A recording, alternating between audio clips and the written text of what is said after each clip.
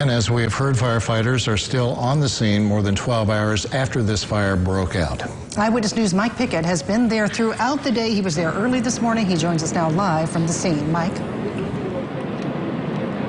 Yeah, Shelley and Brad, behind me, this is what the scene looks like here at the what now is what used to be the warehouse. More than 12 hours after the fire started, there was still a lot of rubble and debris that's beyond what remains of the walls that are still standing that make up the shell of those buildings that once stood here.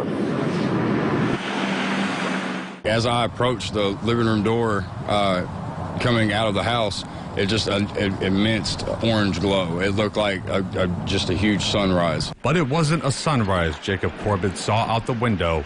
It was something much worse. Got up, and as I approached my front door, it was a blaze. Like it was horrific.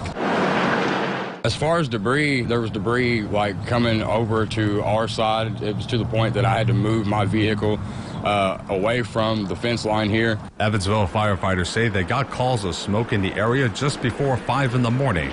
Division Chief Mike Larson says the size of the fire and buildings it engulfed made them take a more defensive position while putting flames out. He also says he wasn't sure how many buildings were destroyed or what was inside them, but at least some were used for storage. The wind and dry conditions, a major obstacle.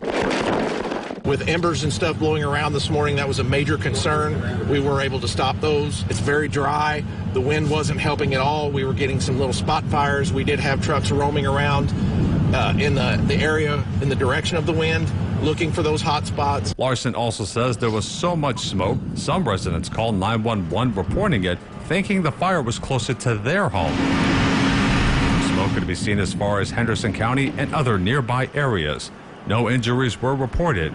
It took crews about 4 hours to contain the fire and keep it from getting worse. We had a lot of concern for buildings close to the Lloyd Expressway.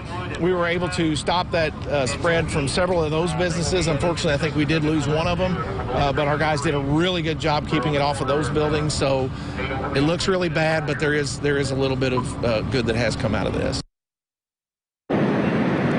Now, as the Division Chief Larson mentioned earlier, the ATF and State Fire Marshal's Office do have investigators out on scene to help determine that cause. And as for when they'll be able to determine the cause of this morning's fire, Larson also says that it could take a while if they're able to find that cause. Live in Evansville, Mike Pickett, Eyewitness News.